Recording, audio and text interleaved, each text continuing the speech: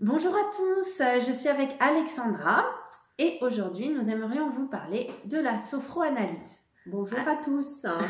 Alors Alexandra, est-ce que d'abord peut-être tu pourrais te présenter rapidement? Oui, je m'appelle Alexandra Decoq et je suis thérapeute en sophroanalyse des mémoires prénatales de la naissance et de l'enfance.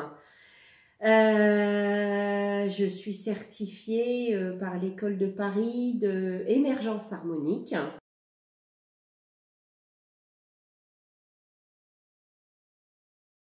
Alors, est-ce que tu pourrais justement donc nous expliquer ce qu'est exactement la sophroanalyse? Alors, la sophroanalyse des mémoires prénatales de la naissance et de l'enfance est une méthode thérapeutique sur mesure. On s'adapte vraiment à la problématique de chaque client. C'est totalement personnalisé. Donc, on va aller retourner à l'origine de vos limites. C'est-à-dire des croyances que vous avez mises en place dans votre vie, de par votre éducation, de par alors l'éducation qui a été donnée par vos parents, par votre famille, votre généalogie, et aussi par les éducateurs, l'école, et tout ce qui s'est passé dans votre enfance, qui fait qu'à un moment donné, dans votre vie d'adulte, soit vous vivez des schémas répétitifs qui vous coincent dans certaines situations, soit vous sentez que vous n'êtes pas à votre place, que vous avez un mal-être ou que vous avez développé certaines pathologies dont vous voulez vous soigner, vous guérir. C'est un chemin de guérison. Voilà. Donc, en général, les gens viennent vers toi pourquoi? Alors, ça peut être pour différentes choses, comme je l'ai expliqué. C'est soit on a l'impression de répéter des échecs successifs, que ce soit dans la vie professionnelle. On se rend compte qu'on n'évolue pas parce qu'on a l'impression qu'on a toujours des bâtons qui nous sont mis dans les roues, ou on se rend compte qu'on a toujours affaire au même type de manager, bien qu'on change d'environnement professionnel. Et on se demande pourquoi, ou dans les relations amoureuses, pourquoi on est toujours en échec. Après, ça peut être des situations où c'est bizarre, j'ai l'impression de jamais avoir ma place, d'être toujours, avoir par exemple un train de retard ou un train d'avance, et puis dans toutes les situations, pas se sentir soi, mais toujours cette impression de jouer un rôle. Donc, c'est parce que y a des vieilles mémoires qui traînent là-dessus, ou alors on a des comportements addictifs par rapport, ça peut être au tabac, aux drogues, à l'alcool, ou aussi des troubles du comportement alimentaire, ce qui arrive de plus en plus souvent, ou alors on peut se rendre compte qu'on a des comportements excessif par rapport à certaines situations. Par exemple, c'est bizarre, ce matin, je me suis mise en colère pour une broutille et ça m'arrive trop souvent. C'est pas normal que je me mette dans des états pareils parce que, par exemple, ma fille, elle a oublié son sac de sport, voilà. Et ça me met dans une rage incroyable. Il n'y a pas de raison. Donc, voilà, c'est là où on voit qu'il y a des choses qui ne sont pas en adéquation avec la situation. À un moment de sa vie, on a peut-être besoin aussi de faire le point sur qui on est et où on va, si on veut changer d'orientation professionnelle. Si on veut avancer, en fait. Voilà, si on veut avancer, clairement. Et donc, concrètement, est-ce que tu pourrais essayer de nous expliquer comment ça se passe, comment se passe une séance, pour qu'on puisse cerner un petit peu ce que c'est finalement? Bien sûr. Alors, la première séance, on prend contact ensemble. Pendant 1h30, on va se parler de la problématique et moi, je vais poser beaucoup de questions sur votre environnement, sur l'environnement de vie de la personne. Donc, je vais vraiment rentrer dans le détail de sa vie, de son passé, de son histoire, de ce qui s'est passé dans sa famille. Et les séances suivantes, petit à petit, on va apprendre l'un et l'autre à se mettre dans un état de relaxation qui va nous permettre, au fur et à mesure des séances, d'installer une connexion avec son soi profond, avec sa sagesse intérieure, avec cette partie de nous qui connaît toute notre histoire, qui a tout enregistré au fin fond. Et il faut aller juste apprendre à se reconnecter avec cette partie-là pour pouvoir aller chercher la problématique, trouver là où on a déclenché un comportement qui aujourd'hui nous a servi positivement à un moment parce qu'on en avait besoin. Par exemple, par protection par rapport à certaines personnes, on a mis un masque par exemple, de dureté, de dire je suis fort, je suis fort, je suis fort, parce qu'à ce moment-là, on avait réellement besoin et qu'il fallait se protéger. Mais au bout d'un moment, on n'en a plus besoin, donc il faut laisser les carcasses derrière, les abandonner pour aller vers autre chose. Et on n'y arrive pas toujours tout seul. Et moi, j'accompagne les gens justement en leur tenant la main, si je puis dire, sur leur chemin de vie. Je vais être comme une carte routière quelque part. Voilà, je vais leur montrer vers où il faut aller et comment ils peuvent trouver les ressources qu'ils ont en eux. Parce qu'on a un capital ressources qui est inépuisable et on a tendance à l'enfuir sous des fausses croyances. On ne s'autorise pas à s'aimer, on ne s'autorise pas à développer le meilleur de soi.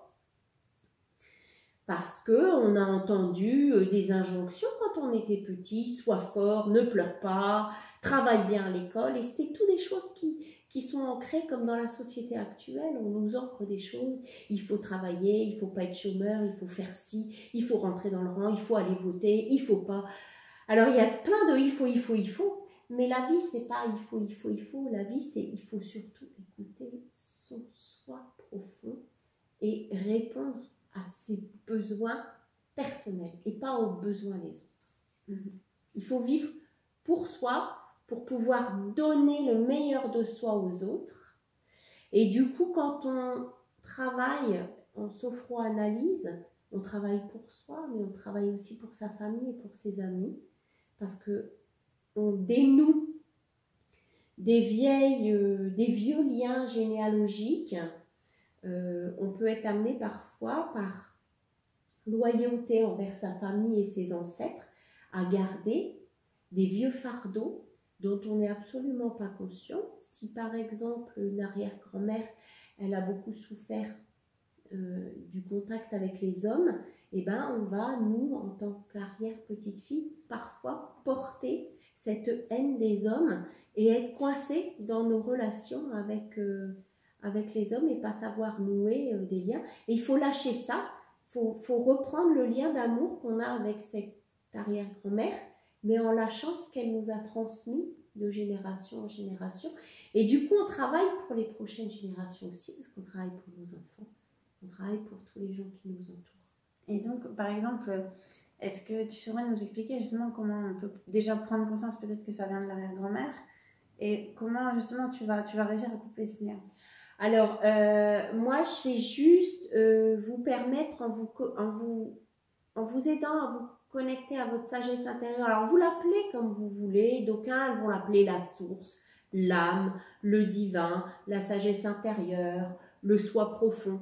Vous utilisez l'intuition, tout ça. Voilà, vous utilisez s'écouter et pas être dans le mental, vraiment être guidé finalement par ce qu'on ressent. Et donc, en allant juste se laisser guider, en relaxation, on se reconnecte au plus profond de soi, à cette intuition, comme ce que tu viens de dire, qui fait qu'on va retrouver, l'inconscient va revenir en conscience. Un peu comme l'hypnose qui va nous faire prendre conscience de choses. Oui, mais on n'est pas dans un état d'hypnose parce qu'on est totalement conscient de ce qu'on est en train de revivre. Mais on le revit pas dans l'aspect difficile. Par exemple, s'il nous est arrivé un traumatisme, on ne le revit pas comme on l'a vécu à l'époque. on le revit avec de la distance, parce que moi, ce que je vais éclairer dans ce traumatisme, c'est pourquoi on l'a traversé. Qu'est-ce qui fait qu'on avait besoin de traverser cette expérience et qu'est-ce qu'on a développé comme ressources à travers cette expérience. Parce qu'à toute difficulté dans la vie, on arrive toujours à s'en sortir. Et on s'en sort grâce à quoi? À plein de ressources, de talents, de valeurs qu'on a, mais qu'on oublie qu'on a. Et moi, je fais juste remettre de la lumière et vous dire, ben, voyez, vous avez traversé telle épreuve, mais vous en êtes ressorti avec telle chose positive. Et au fur et à mesure, on apprend ensemble à remettre dans la boîte à outils les bons outils pour repartir. Et chaque séance est libératrice. À chaque séance, on fait un pas en avant vers moi j'appelle ça une renaissance, parce qu'on redécouvre l'être profond, l'être humain, mais dans toute son humanité, c'est-à-dire tous les êtres humains sont pleins d'amour, mais pleins d'amour. Et on se reconnecte à cette source d'amour, mais cet amour pur, pas un amour conditionnel, un amour pur, où on s'aime soi-même et on aime l'autre sans en attendre quoi que ce soit. Et du coup, on rayonne autre chose quand on parle aux gens, quand on se met en contact avec les gens, on rayonne quelque chose de nouveau qui fait qu'on attire à soi plein de bonnes choses. Plein de bonnes choses. Ouais, voilà. C'est un vrai que dans le bon sens. Tout à fait. Tout à fait. Alors, et qu'est-ce qui t'a donné envie donc de faire ce métier? Alors, ça a été une expérience douloureuse qui m'a amenée à ce métier-là. J'ai perdu ma maman, qui est partie très vite d'un cancer.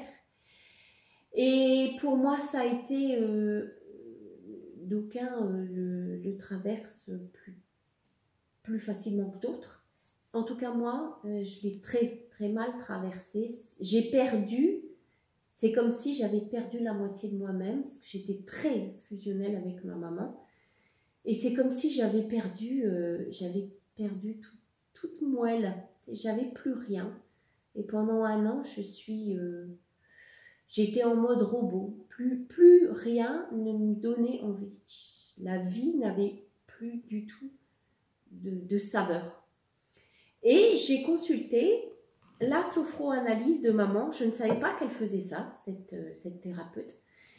Et je voulais que cette dame me mette en connexion avec ma maman pour pouvoir lui dire au revoir. Je n'avais pas pu lui dire au revoir physiquement parce qu'elle habitait dans le sud et que je n'ai pas eu le temps d'arriver. Je prenais la route et elle est partie avant que je prenne la route, le matin même où je prenais ma voiture.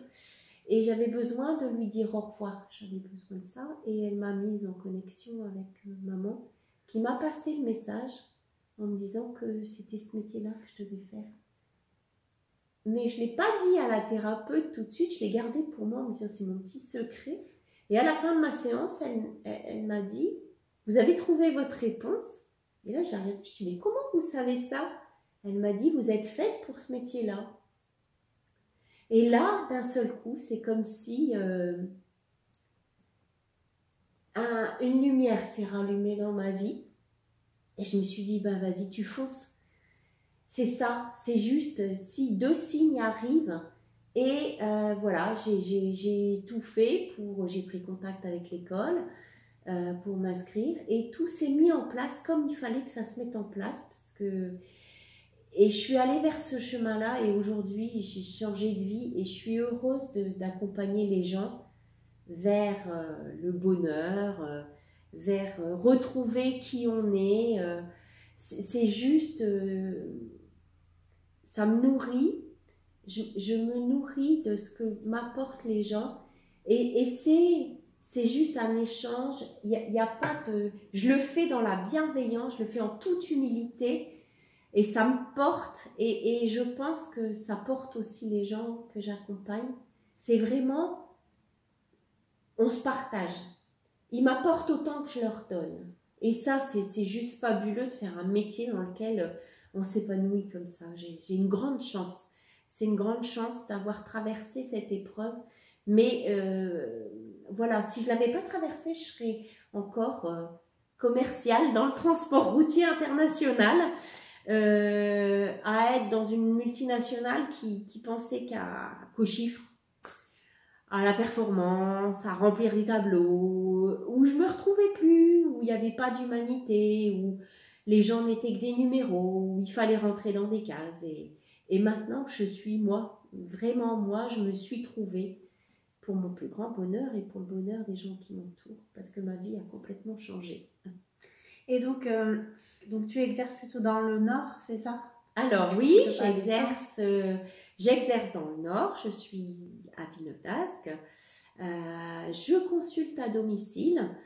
J'ai voulu au début consulter en cabinet et puis finalement, je devais louer un cabinet qui n'a pas été prêt. Donc j'ai dû démarrer à la maison avec mes premiers clients. Et en fait, finalement, ça se passe bien à la maison parce qu'il y a mes énergies. C'est un petit cocon dans lequel les gens s'y sentent bien. Je les accueille en toute confiance, en toute bienveillance. Et du coup, les énergies ne sont pas les mêmes que dans un lieu qui est complètement neutre. Là, c'est mon univers. Et mon univers, il est à mon image et j'en prends soin. Et du coup, je prends soin des gens quand je les reçois chez moi. Je leur fais confiance en ouvrant ma porte et eux, je pense que du coup, ils se sentent beaucoup plus à l'aise en s'installant dans un univers confortable et accueillant. Voilà. Sinon, je consulte aussi au magasin So Good Nature rue de la Monnaie à Lille, puisque je suis partenaire thérapeute chez eux. C'est un magasin de compléments alimentaires où il y a des salles de consultation et où ils font des partenariats avec beaucoup de thérapeutes.